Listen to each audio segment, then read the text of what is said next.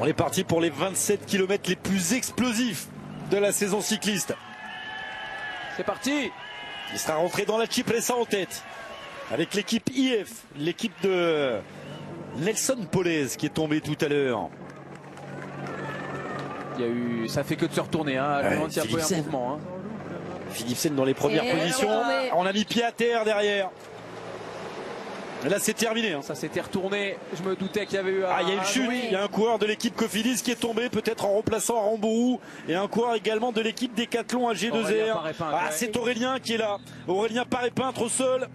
Terminé pour Aurélien. Il reste Victor Lafay pour cette équipe Décathlon AG2R. Et c'est Tim Wellens. En personne. Tim Wellens dès maintenant. Avec Mathieu Van Der Poel en deuxième position. Ça s'écarte déjà pour certains. Et en plus c'est un équipier de Mathieu Van Der Poel, c'est Quinten Hermans qui s'écarte, il me semble. Non, Caden Groves, pardon, il est là, Hermans. Romain Grégoire est pas mal. Bon Pogacar il va attaquer là. Mais ils sont où les autres? Il est plus loin là-bas, Tadej Pogacar, il est derrière Julien Alaphilippe. Je vois personne d'autre assis, on voit Narvaez qui essaie de remonter. Philippe Ogana il remonte tout seul là. Il remonte tout seul, Tadej Pogacar.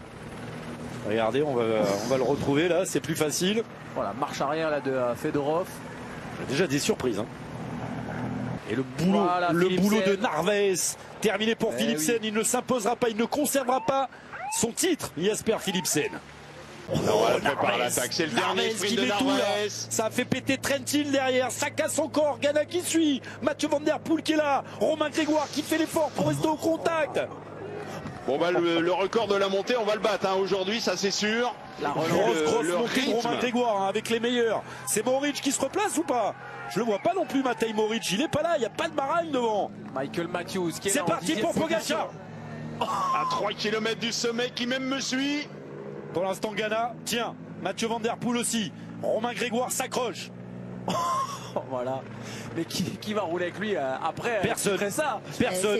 C'est terminé. Il les a décrochés. Ghana qui fait de la résistance, mais c'est trop dur. Et maintenant, il faut prendre des secondes. Il faut creuser. Pour l'instant, il ne creuse pas. Ghana qui tient. Van Der Poel qui est là. Et Romain Grégoire. Héroïque Romain Grégoire. Même s'il incline du chef, hein, Romain Grégoire. Allez, gamin, faut s'accrocher.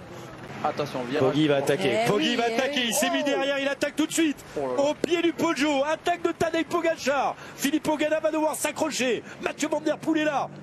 Il va devoir freiner. Attention, bientôt épingle droite. Et regardez Ghana. Il reste à son rythme. La vision sur sa cible. Attention, ce petit virage là en dévers. Ça c'est pas bon pour Ghana qui se met pour danseuse. À la relance c'est plus compliqué. Il reste le cul sur la selle, Philippe Ogana, mais il est là. Il est là encore, Philippe Ogana. Et Poggi doit se dire, mais je vais pas arriver à le détacher, Mathieu Van Der Poel. On n'est pas dans les pentes encore les plus raides. On va arriver dans ce passage à 8%. C'est peut-être là qu'on va encore changer de rythme pour Pogacar. Ça recule pour Philippe Ogana. Et si Van Der Poel contrait. Il l'a pas fait dans la Cipressa, on y a cru à un moment donné, on était peut-être un peu loin. Là, à moins de 9 km de l'arrivée, pourquoi pas. Pour l'instant, il n'a pas envie de le contrer, il ne le relaie même pas. Hein. Pour l'instant, il reste dans la roue du champion du monde. Et regardez, Ghana va rentrer. La relance, allez, derrière, est-ce qu'il va nous en mettre une petite? Il est sorti un peu large, là, Philippe Ogana. Et la relance de Tadej Pogacar, tout de suite. Et cette fois, Mathieu Van Der Poel est à une roue. Il est facile, Van Der Poel. Sur les efforts d'une minute, il est costaud, le français. Il l'a vu. 2 mètres. Un vélo. Heureusement, on arrive là dans le virage. La relance derrière, elle va faire très très mal. Pogacar est piégé. Dans les motos, comme d'habitude, les motos. Il l'a vu. Malin Van Der Poel. Petit coup de bluff à mon avis de Van Der Poel. Carrément. Si t'es bien, tu lui laisses 1,50 m. Et c'est dans 800 mètres qu'on a les plus forts pourcentages là au niveau des serres. Ils sont pas loin derrière. Si Pogacar dans 600-700 mètres, qui va en remettre une, ne parvient pas à lâcher Mathieu Van Der Poel, il pourra pas finir seul. Quelle résilience de Philippe Ogana derrière. Comment il fait pour pas lâcher, pour pas craquer. Nouvelle accélération. Nous sommes dans les pourcentages les plus durs du Poggio. Et Mathieu Van Der Poel est toujours là. Grimaçant Tadej Pogacar. Les deux sont à bloc. Franchement, Pogacar, il est pas à la muse là. main dans le creux du sein de Van Der Poel. Et les tifosi qui vont pousser, qui vont aider Filippo Ganna, le pousser vocalement bien sûr. Je le vois arriver. Ah bah s'il rentre, il va contrer. Le contre de Van Der Poel. Il n'arrivera pas à le lâcher. En tout cas, Pogačar ne parviendra pas à lâcher Van Der Poel, car les 600 derniers mètres, il y a beaucoup moins de pourcentage pour aller au virage de la, au virage de la cabine téléphonique. Il n'y en a plus de cabine, mais on l'appelle toujours ainsi. Ouais, on a enlevé la cabine, malheureusement. Elle est dans le jardin d'Alain Bondu. Et le Je l'ai dit annoncé de Mathieu Van Der Poel. Et là, il y a un écart. Ah, il s'est fait surprendre Pogačar, il s'y attendait pas, hein. Pourtant. Il va rentrer. Il va rentrer, le champion du monde. Il revient sur Mathieu Van Der Poel. Et attention à la descente. Attention à la descente. Pour qui?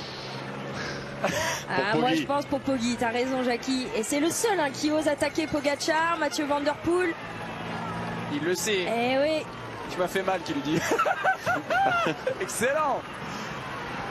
Mais là, l'objectif, c'est vraiment de s'entendre, parce que Ganna, oui, il est à 15 secondes, mais ça peut le faire pour Filippo Ganna. Vous lui arrivez à 2-4-3. Surmotivé maintenant l'Italien derrière. Allez, le virage. Le virage, c'est la fin du Poggio. On déclenche le chrono, Jackie. Est-ce qu'il y a vraiment 18 secondes? Il y a beaucoup moins que ça. Il y a 9 secondes. 10 secondes, 10 secondes. Mais attention, il descend moins bien, Filippo Ganna. Tout dépendra de l'attitude de Van Der Poel et Pogačar dans cette descente. Je pense qu'ils vont quand même avoir besoin un peu de récupérer aussi dans la descente. Ils en ont fait des efforts. Faut pas partir à la faute devant, ils le savent. Ah, mais Ganna, il va prendre tous les risques. Et lui, il va prendre tous les risques. Quitte à se mettre sur le toit.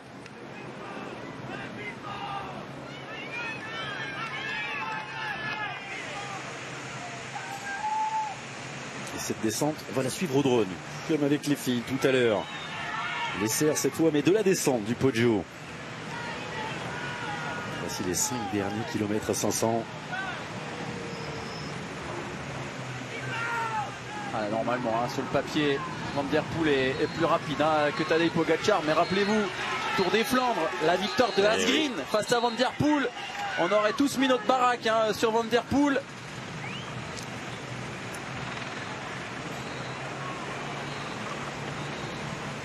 Van Der Poel, c'est déjà 3 Flandres, 2 Roubaix, 1 Milan-San Remo. Pogačar, c'est les 4 monuments. Lombardie, Liège, Flandre. 3 monuments, pardon. Ouais, il lui manque San Remo et Paris-Roubaix, Pogačar.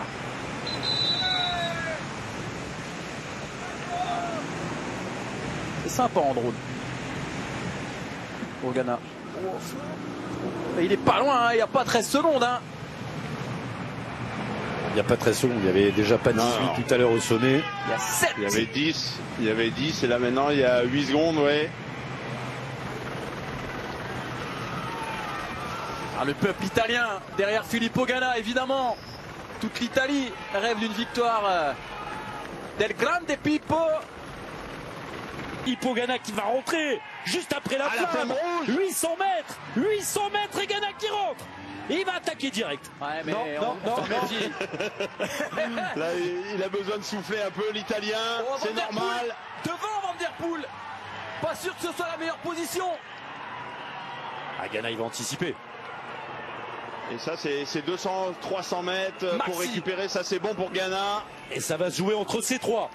La 116e édition de Milan-San Remo. Mathieu Van Der Poel en tête. Tadej Pogačar en 3e position. Filippo Ganna au milieu. 500 mètres de l'arrivée.